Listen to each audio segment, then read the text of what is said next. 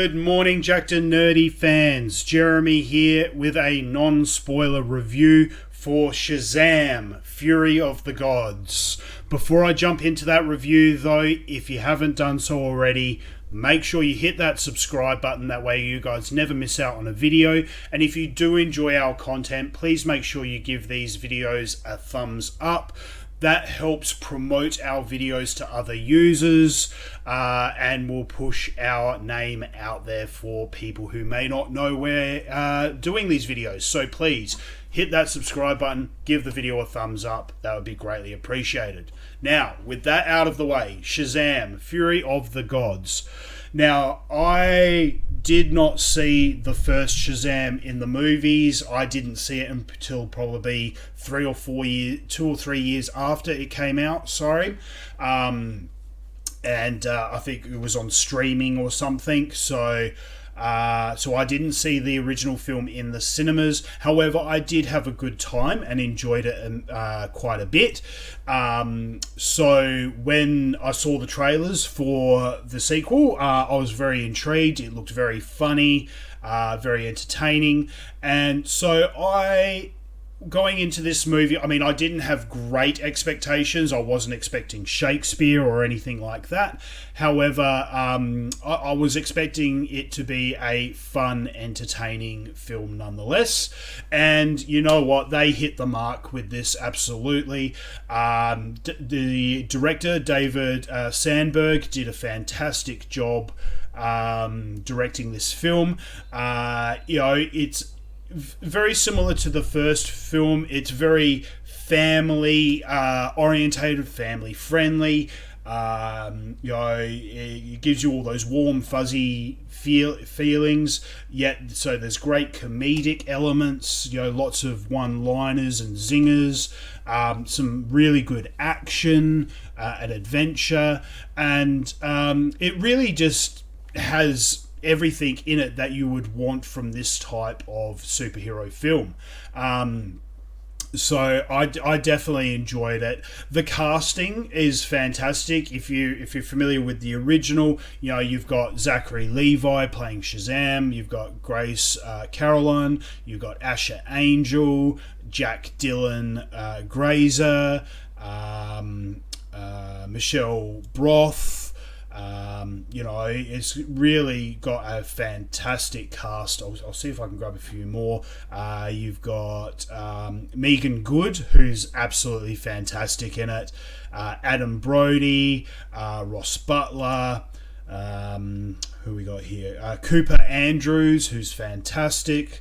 Now, I go give a big shout out to DJ Catrona. I hope I'm pronouncing his name right. He was really, really good. They gave him a lot more screen time than they did in the first film, which was fantastic. And he's the hero, and his junior, which is Jovan Armand, who was fantastic. So really, really good, well-rounded cast. And then obviously, if you're familiar with the trailers, we've got Lucy Liu and Helen Mirren coming in as the villains. And tell you what, they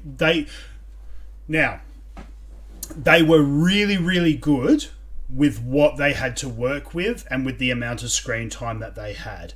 However, this is really my biggest and main gripe with this film. I feel they severely underutilized the talents of Helen Mirren in particular, but also Lucy Liu. It was when I was sitting in the film, I got all the way through the film, right up until right before the big final battle between Shazam and the antagonists.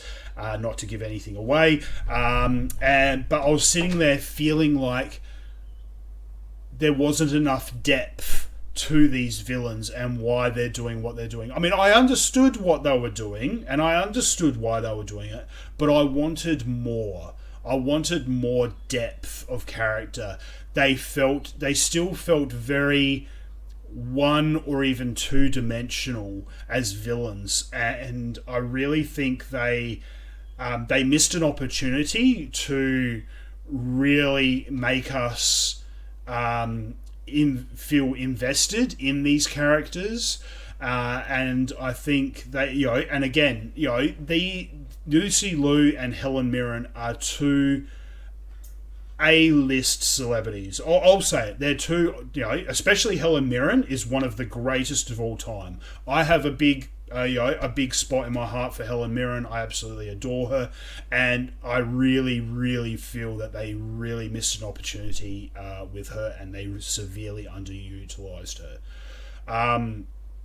Let me know in the comment section below if you agree with me. I'd be interested to know what everyone else thinks. Like I said, they did a fantastic job with what they had to work with, and that, but I just feel that they could have done a lot more, and they severely underutilized their talents. So so look, story, really, really good. They had a really, really good story there, and they did, and the execution was really, really good. Like I said, they missed an opportunity to really kind of stand out and develop their villains that little bit more. But all in all, it was there. The visual effects in this film are really, really good. I think they did a fantastic job with the visual effects, especially you've seen it in the trailers. There is a dragon in this, which I think they did a fantastic job. I think they took a lot of elements of the dragons from Game of Thrones, because at one point in particular I thought it was Game of Thrones. It was a dragon out of Game of Thrones. The visuals, the look of it, the sound of it, like the sound of the dragon roaring and everything. I literally thought I was watching a Game of Thrones episode. So I think they took a lot of inspiration and copied a lot of elements from Game of Thrones there. But like I said, the visuals were fantastic.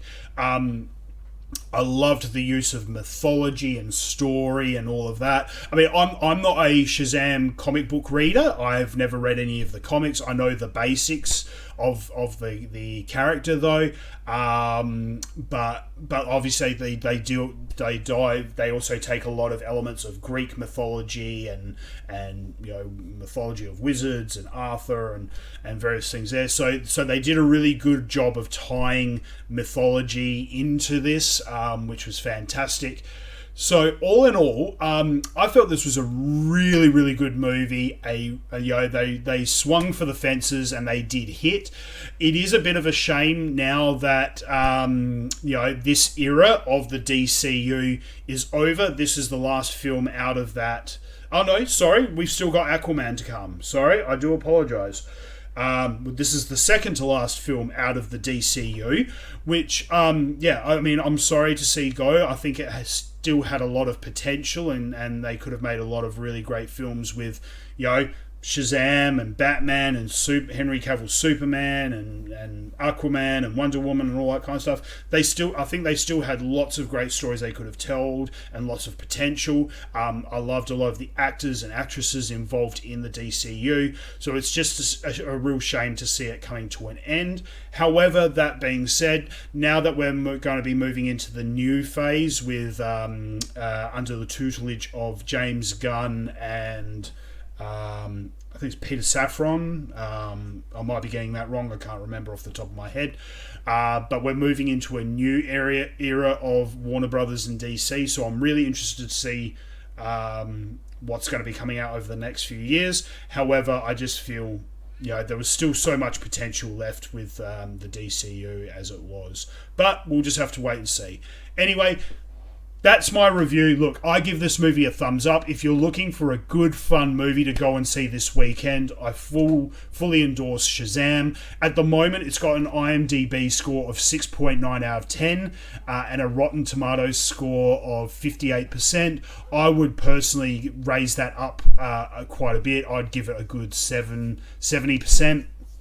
To 75%. I think it's a great, fun, entertaining hero film. So So look, hit me up in the comment section below. Let me know what you guys think. Did you enjoy this film? Did you enjoy it as much as I did? What did you think of Lucy Liu and Helen Mirren's performances? Do you think that they were underutilized? Yeah, hit me up in the comment section below. I'd like to know what everyone else thinks. Also, check out our Instagram at JackedNerdy if you're wanting to see more behind the scenes content. Also, our eBay store is up and running and in full swing, so we got lots of cool stuff going up on the eBay store from Mrs. Jacked and Nerdy's mystery box videos. So check out the videos. If you see something that you like, head on over to the eBay store. We've got new things going up every single week. And again, hit that subscribe button, give this video a thumbs up, and I'll catch you at the next review. Next week, we've got John Wick Chapter 4 coming out. I cannot wait. So stay tuned for our full non-spoiler review of John Wick Chapter 4. Until next time, guys, stay jacked and stay nerdy.